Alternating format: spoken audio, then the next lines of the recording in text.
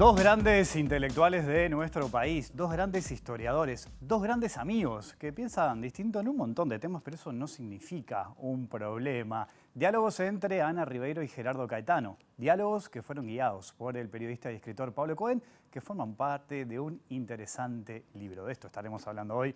Bienvenidas, bienvenidos a Así comienza el lado B. Queríamos dar una señal que además es una de las tantas sintonías que nos hermana, una señal de puente, una señal de cercanía, una señal de hermandad. Y para ello, bueno, nada mejor que mostrarnos exactamente tal cual somos. Y para nosotros no es un problema tener diferencias ideológicas, todo lo contrario. Además, dicho sea de paso, tenemos tantas coincidencias ideológicas que marcar, anotar, que también tenemos diversidad ideológica y que eso no es algo que comprometa nuestro sentimiento común, nuestra hermandad, sino que por el contrario es algo a celebrar.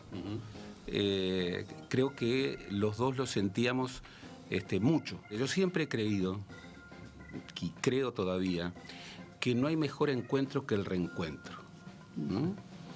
Que es algo que no solamente no se da siempre, sino que, bueno, a veces no se da, tal vez la mayor parte de las veces no se da. Pero cuando se da,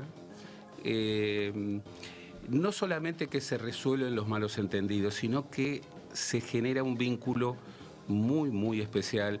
Y con Anita es lo que se ha forjado. Bueno, es un gusto que nos damos esta noche aquí en Lado B, en la pantalla de TV Ciudad, a hablar de este trabajo y hablar y recibir en primera instancia a Ana Ribeiro, historiadora, docente, subsecretaria de Cultura. Ana, es un gusto recibirte. ¿Cómo andas? Bienvenida. Muchas gracias. Para mí también es un gusto estar aquí de nuevo. Exactamente.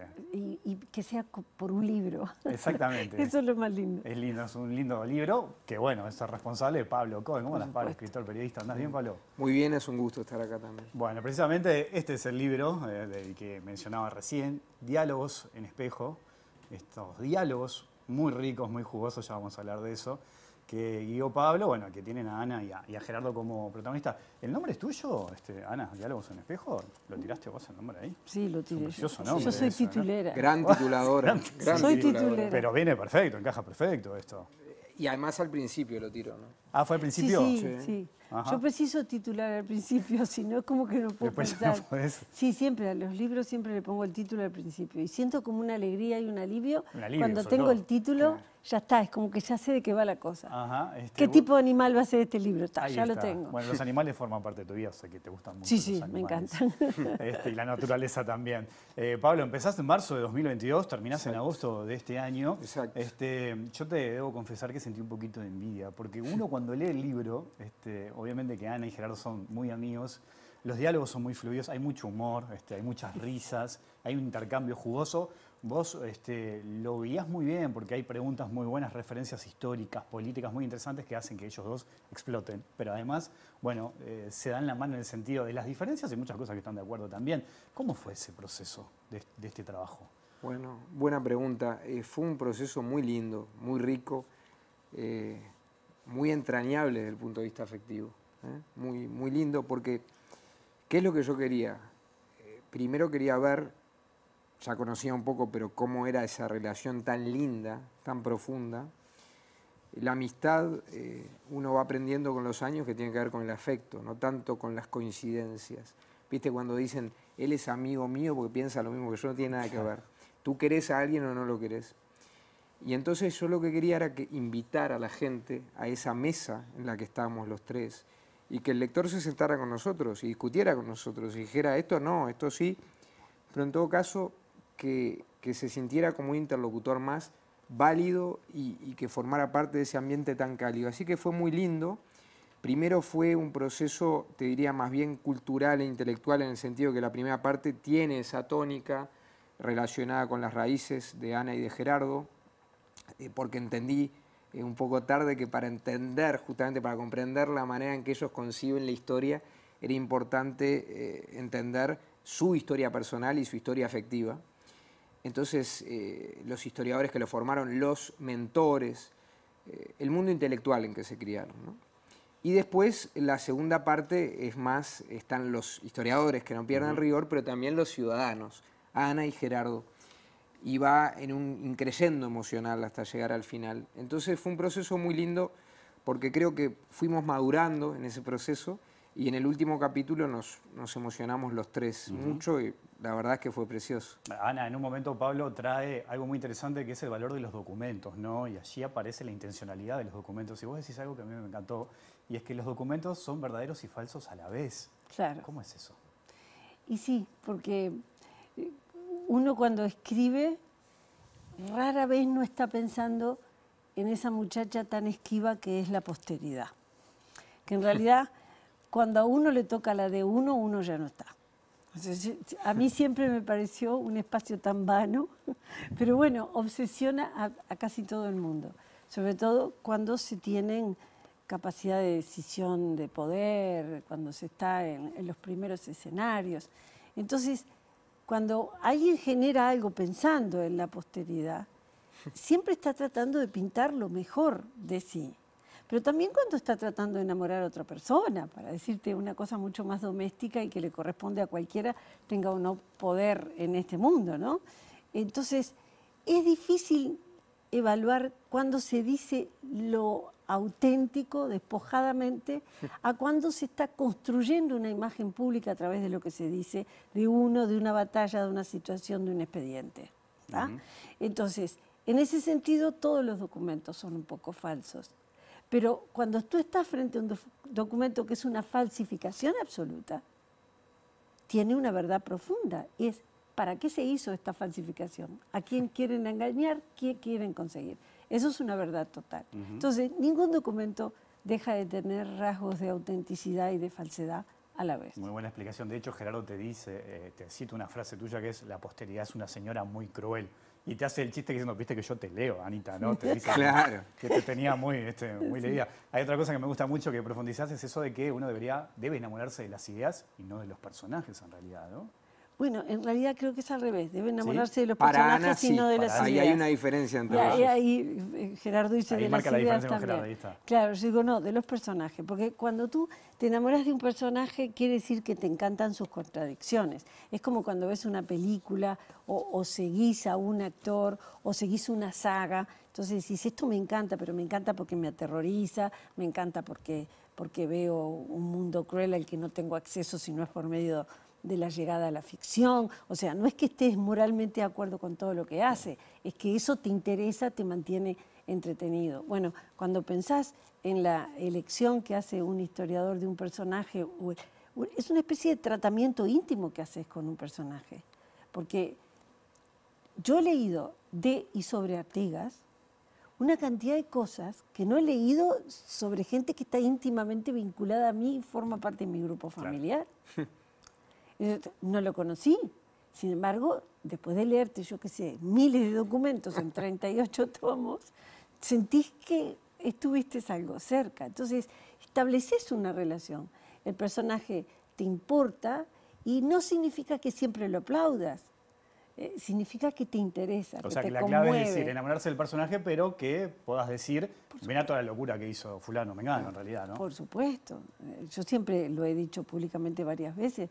Me encantaría poder estudiar a Fructuoso Rivera. Y hay gente que se escandaliza. Pero ¿por qué no? Precisamente esas contradicciones, esas dicotomías, esa capacidad de ser tan fantásticamente seductor y bandido al mismo tiempo, esa elasticidad. Yo quiero desentrañar un personaje así. En cambio, el enamoramiento de las ideas, para mí, ya, sobre todo cuando son conjuntos de ideas que terminan en ismo, porque todo ismo, desde el liberalismo al comunismo, todos los ismos que quieras, hacen una sistematización de la historia y sobre todo una receta para todo acomodarlo en el futuro. Claro.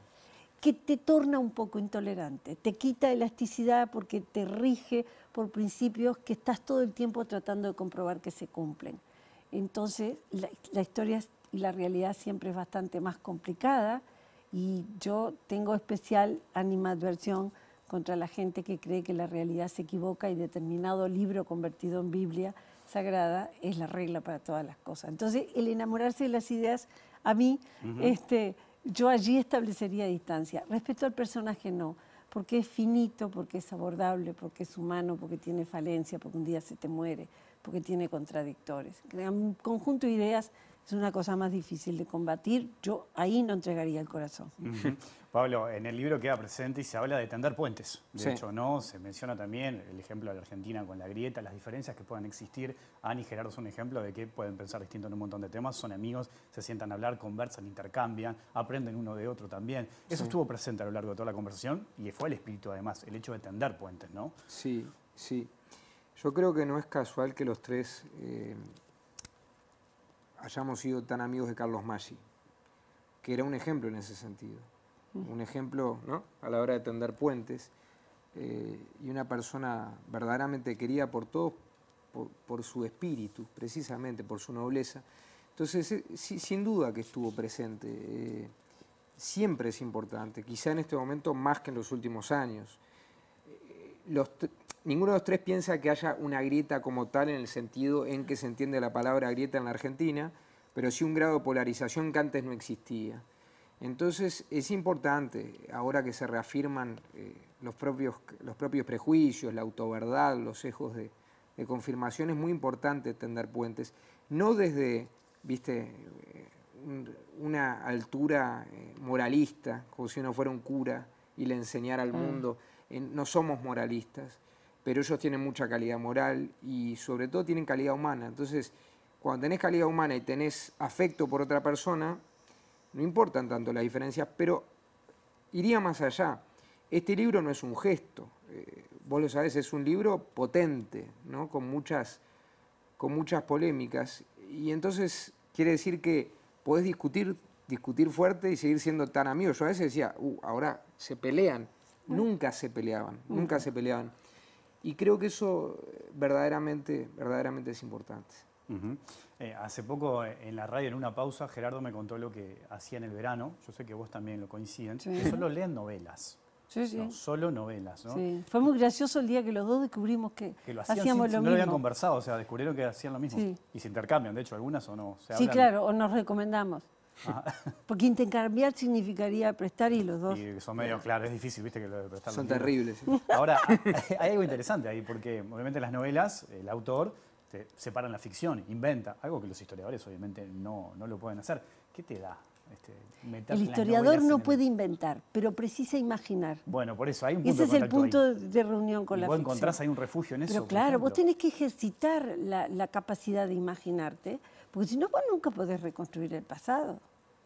Porque si te cuesta reconocer un barrio, si estuviste 10 años sin ir, a esta edad que yo tengo ya te empieza a pasar que no reconoces casi nada. Pero si te La edad estuvo cuesta... presente en los diálogos, ¿no? Bueno, pero porque Son ella se jóvenes los dos, pero... tortura, ella se tortura y le hace bromas al amigo No, todo el tiempo con que es Son más muy jóvenes, grande. Ana, son muy Yo jóvenes. soy, no, en fin, soy le gusta a ella. historiadora, cuanto más vieja me pongo, más me valoro. Eso no está mal. No tengo Eso no está problemas mal. con la edad. Y ando contándola. Entonces, si te cuesta reconocer cosas, lugares, si te cuesta identificarlo, imagínate entender las coordenadas, entrar a un mundo en el que nunca estuviste. ¿Qué es lo que nos pasa cuando nos vamos a un siglo en el cual no vivimos?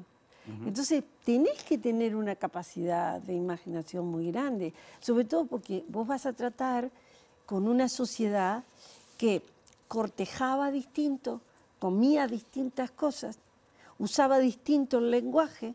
O sea, una palabra que vos crees que es la misma que manejaban en el siglo XVII y XVIII, capaz que tenía una connotación distinta. Y entonces, ¿cómo haces para entender? Si gente mayor le cuesta entenderse con los nietos, ¿cómo haces para entender a unos señores y a un mundo, una sociedad, unas reglas? Entonces, tenés que tener una imaginación muy afilada. Y no hay nada mejor para afilar la imaginación que leer múltiples experiencias humanas de cualquier época y en cualquier circunstancia, y eso es la literatura. Sí. Interesante. En un momento también, Pablo, vos traés el tema del nivel de la discusión, del nivel cultural. Preguntás si bajó el nivel cultural de discusión, incluso con algunas referencias políticas. ¿Cómo se dio eso? ¿Era una preocupación que vos tenías? Obviamente que te interesaba la opinión de ellos. Era, porque uno tampoco se quiere poner gruñón, pero sí, cuando uno pregunta si bajó el nivel cultural en general, por ejemplo en el Parlamento, no está señalando un partido político, está preguntando si bajó en general. Y a mí me parece una pregunta válida, sin hacer spoilers del libro, porque creo que es una pregunta recurrente para el ciudadano. Y ellos que hablan ese lenguaje común, del rigor intelectual, de entender la historia profundamente sin hacer trampas, de estar de acuerdo en valores democráticos fundamentales, que pienso yo que son más importantes que sus divergencias, me parece que eran realmente muy adecuados para contestar eso. Después cada uno tendrá su opinión. Ellos dan la suya, que a mí me sorprendió, porque no va ni en un extremo ni en otro. Es una respuesta verdaderamente llena de complejidad. ¿Te preocupa eso, Ana, el nivel de intercambio que haya bajado en nuestro país a nivel general? ¿Cómo lo ves? Me preocupa la posibilidad de la sentencia del ignorante. O sea, la gente que sentencia y no se tomó el trabajo de aprender antes de opinar sobre algo, me produce pavor. Y yo más bien no hablo de deterioro del nivel parlamentario, sino de un cambio de la clase política, por decir clase entre comillas, ¿no? O, casta no, por favor. Casta no. Por favor, casta no. Porque es cierto, y eso yo no lo critico, más bien digo, consigno el cambio y me parece adecuado. Durante mucho tiempo el ejercicio del poder político estuvo en manos de gente que venía de las clases y los sectores más altos y que tenía un expertise en el conocimiento de la producción agrícola, la producción intelectual, eran abogados.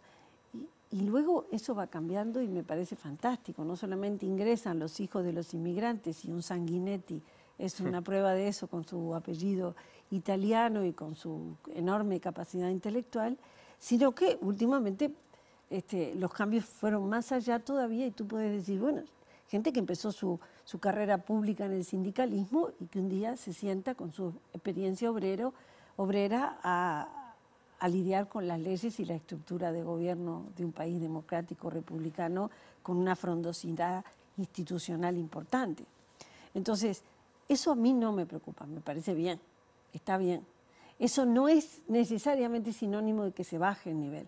El nivel se baja cuando se da la coincidencia de gente que no cultiva el aprender lo necesario y que sentencia con rapidez, y que difunde con mayor rapidez, porque hay una horizontalidad de la opinión, que también tiene su lado bueno, porque dejamos de asistir al mundo de los sabios, que parecía que eran los únicos que podían decir cómo eran las cosas, y la gente cree que tiene una opinión probada o por lo menos formada sobre algo y la comparte. Pero hay un lado peligroso de eso, cuando el insulto, la sentencia, la descalificación, el linchamiento mediático, esas son figuras atroces que a mí me parece que son incompatibles con la democracia, peligrosas para la democracia, y que siempre deben mantenernos en guardia, que no es lo mismo que decir critico duramente, el tiempo del presente es horrible, el pasado era mejor, y evocar la juventud. Eso es una cabeza vieja y yo aspiro a no tenerla. Ahí es donde sí tengo problema de edad.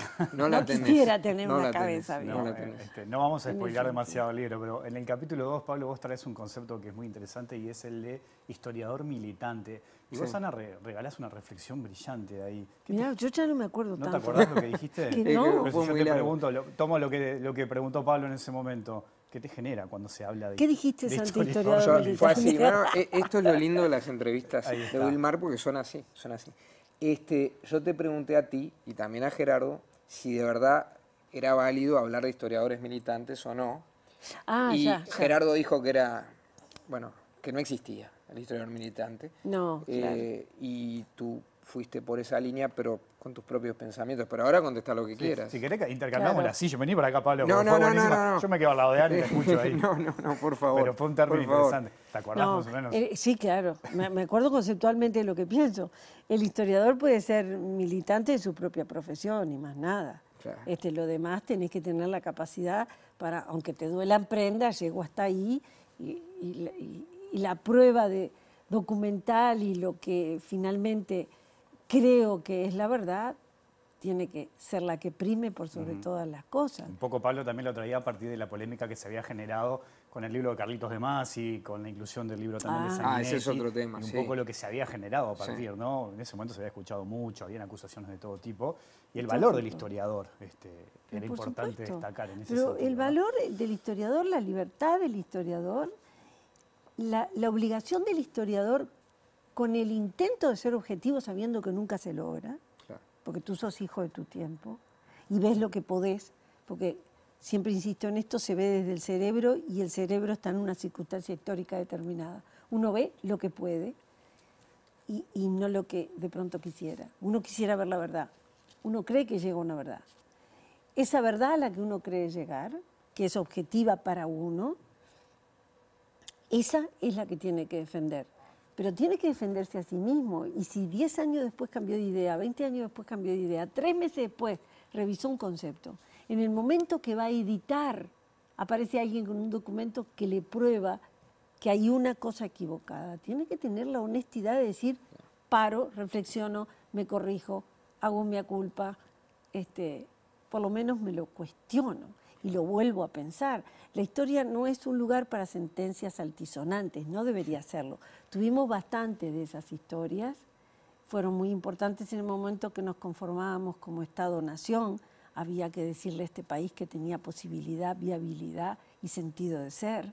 La historia ayudó mucho a convencernos de eso, estuvo bien en su momento, pero ahora tener dudas a propósito de la viabilidad del Uruguay es solo reafirmar una identidad dudosa, culposa, de paisito, que va con nosotros, pero que no se corresponde con una democracia fuerte y muy digna, de la cual creo que todos estamos orgullosos. Es parte de nuestra identidad. Pero ahora ya no precisamos el relato de la nación con aquella cosa altisonante y sobre épica. Todo con las características del relato de la nación, que es la historia del gran hombre, la historia de la gran nación, la historia de la predeterminación absoluta. No existe predeterminación absoluta ninguna, si no, no tendríamos libertad para actuar y no seríamos ciudadanos activos y proactivos, que es lo que te pide una república como la nuestra. Así que yo creo en esas cosas. A partir de esa respuesta, que es muy interesante, vos también, Pablo, en el libro planteás en estos tiempos de que, bueno, el lenguaje audiovisual es muy importante, las redes, el celular. Sí. Vos en un momento le preguntás a ellos qué valor tiene la historia. Es un enganche muy interesante eso, porque hoy, bueno, quizás los intereses, la comunicación va por otro lado. Y traer el valor de la historia es muy interesante. ¿Cómo surge eso? Bueno, porque yo no sé si recordás a Ronald Meltzer, sí, el crítico de cine y dueño de gran difusor del cine, que le enseñó a tanta gente a ver cine además. Y él decía que los grandes artistas eran al mismo tiempo aquellos que tenían una gran calidad, pero eran masivos. Es decir, si además eran masivos, eran lo máximo. John Ford, los Beatles, etcétera, etcétera. Orwell, Jean Renoir. Y ellos son así. Entonces, preguntarle eso a ellos tenía sentido. También tenía sentido... Me dijo John Ford. Claro. No, bueno, sí, un poco sí. Digo, si querés, Lennon, ¿querés? McCartney. No, Lennon es porque no Gerardo, quiero pelearme con mi Paul. amigo. Porque uno es Lennon. Sí. Está, y ella... Yo soy Paul. Vos sos Paul, ok. Gerardo es más inmortal. Exactamente. La cuestión es que, como ninguno de los tres tiene redes sociales, ¿viste? Era importante esa respuesta y la dieron con mucha profundidad. Creo que el ser docentes y estar muy empapados, Marc Bloch hablaba de que el verdadero historiador estaba absolutamente empapado de lo que pasaba a su alrededor, que se lo había enseñado Henri Pirenne, otro gran historiador. Entonces, ellos están empapados del mundo en el que están, pero al mismo tiempo ven cosas de ese mundo que les resultan más que extrañas, a contrapelo de lo que les parece adecuado. Entonces, la historia, si querés, como pequeño spoiler, tiene más sentido que nunca, si tuviera que sintetizar lo que fue un largo capítulo de conversaciones. Pablo, Ana, te voy a hacer una pequeña pausa, pero seguimos conversando, ¿les parece? Encantados. Ya sigue el lado B aquí en la pantalla de TV Ciudad.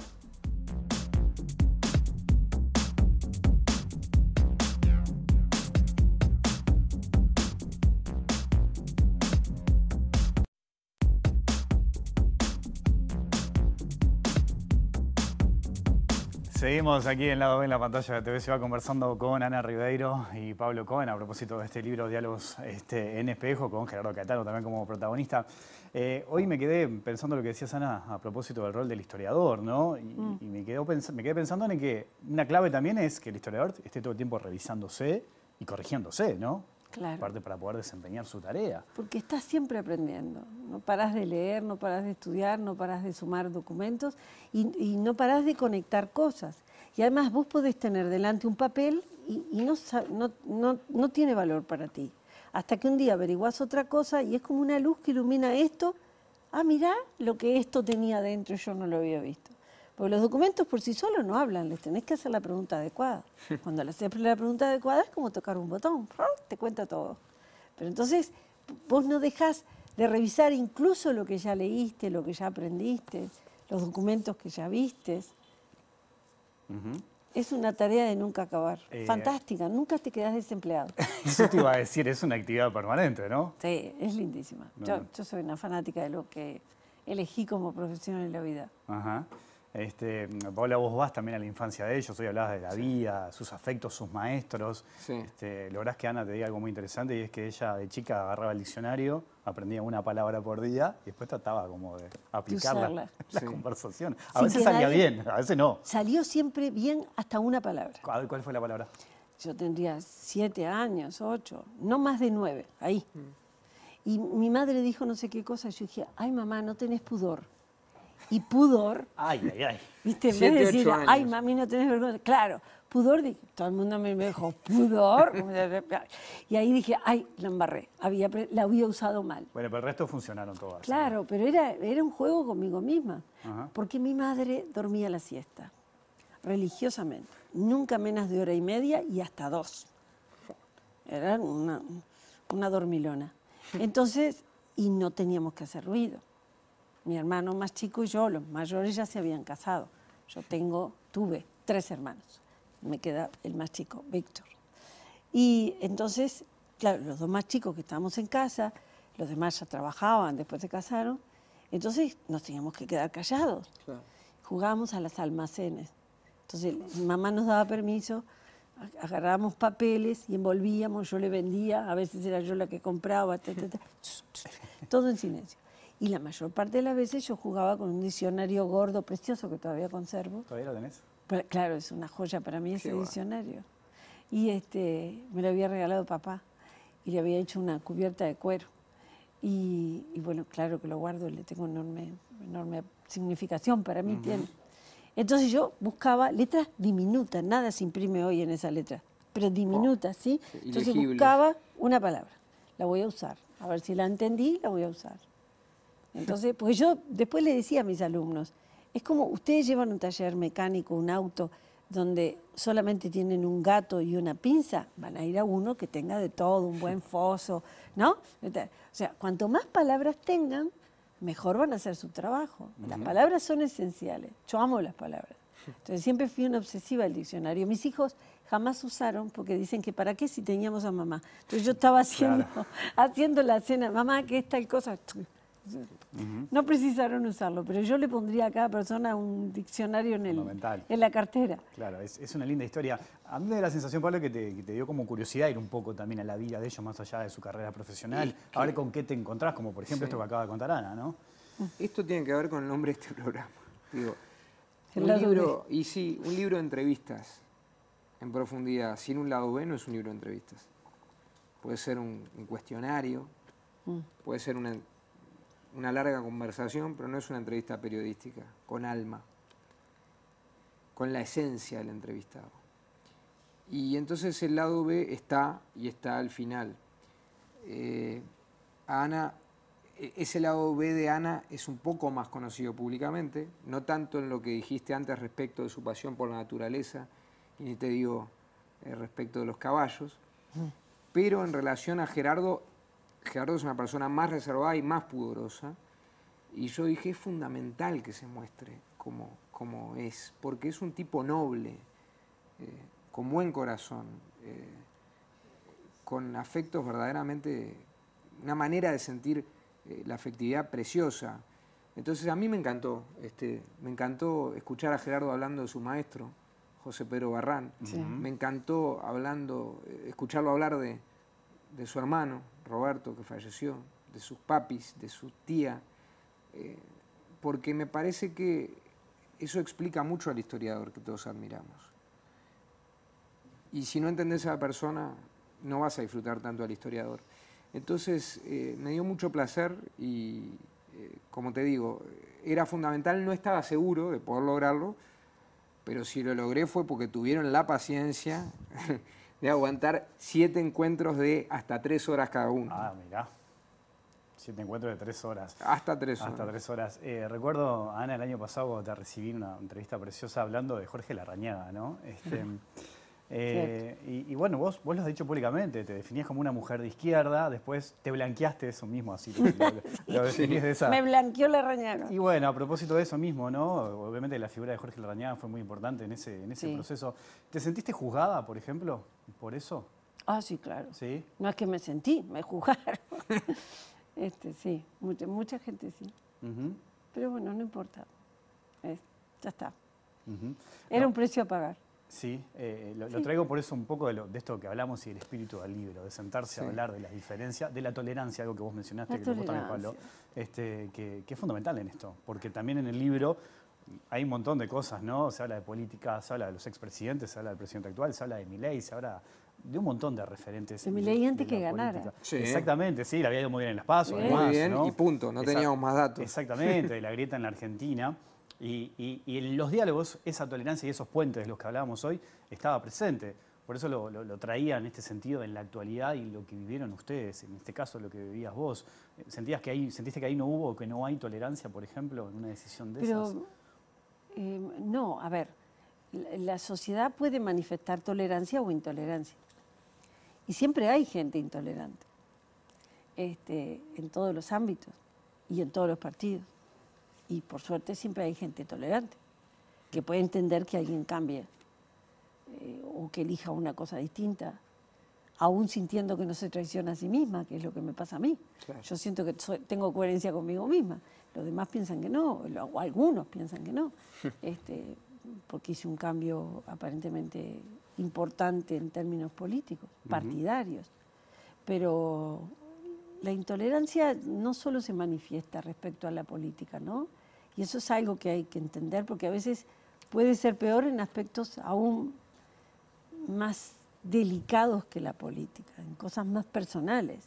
Hay gente que no tolera diferencias, que vos decís, pero por Dios, ¿cómo no tengo yo derecho a manifestar tal cosa o tal otra, ¿no? Te lo hacen con la comida. ¿Por qué comes de tal manera? Yo soy pescetariana y fui vegetariana con 25 años, que era cuando nadie lo hacía. Claro. Entonces, yo vi a un señor con la boca llena de carne y metiendo el cuchillo entre los dientes de una mandíbula de cerdo y con la boca llena así diciéndome, ¿usted no come? No. Pero miro que la lechuga tenía madre. Una cosa tan grotesca, toda la escena. Entonces me hace, ¿y eso no es intolerancia? Yo como lo que te me da la gana. Yo no me metía con su plato. Cuando somos intolerantes, no solamente si tú votás un partido con el otro, se juzga, ahora que tan de moda están hablar, por suerte, con franqueza, de los problemas de identidad de género, se juzga todo, absolutamente todo. Entonces, siempre hay tolerancia e intolerancia. Depende de la persona. Gerardo dice en la definitiva. política no nos define como personas. Es muy Exacto. importante para los dos, Es pero verdad. no nos define No, como personas. para nada. Y ahí tenés quizá la clave de por qué esos dos son tan poco sectarios. Ujú. Bueno, estamos hablando de este libro. Apenas, algunas de las cosas que que aparecen aquí en este trabajo, que lo pueden conseguir en todas las librerías y que yo recomiendo porque es un trabajo muy rico y es como que uno está metido también en esa mesa entre ustedes tres escuchando y siguiendo de cerca. Pablo, Ana, les agradezco muchísimo la visita a la Nosotros a ti la lectura. Por Siempre favor, nos damos cuenta cuando alguien nos leyó de verdad. Ajá, bueno, les Y agradezco es muy mucho. grato. Sí, Les agradezco divino. mucho. Acá tenemos como regla leer los libros para poder Está conversar. muy bien, es muy para poder, respetuoso de la profesión y de quienes invitás y te lo agradezco yo sobre todo para la especialmente. gente, porque en definitiva estamos haciendo el programa para la gente y me parece Exactamente, que igual queda que, mucho uno más rico el escribe, diálogo. igual que uno escribe para el lector. Ha sido un placer. Wilmer, Pablo, Ana, gracias en serio. Gracias, Hasta la Wilmer. próxima. Nos vamos, volvemos el lunes después de las 20 horas. Que pasen bien, chao.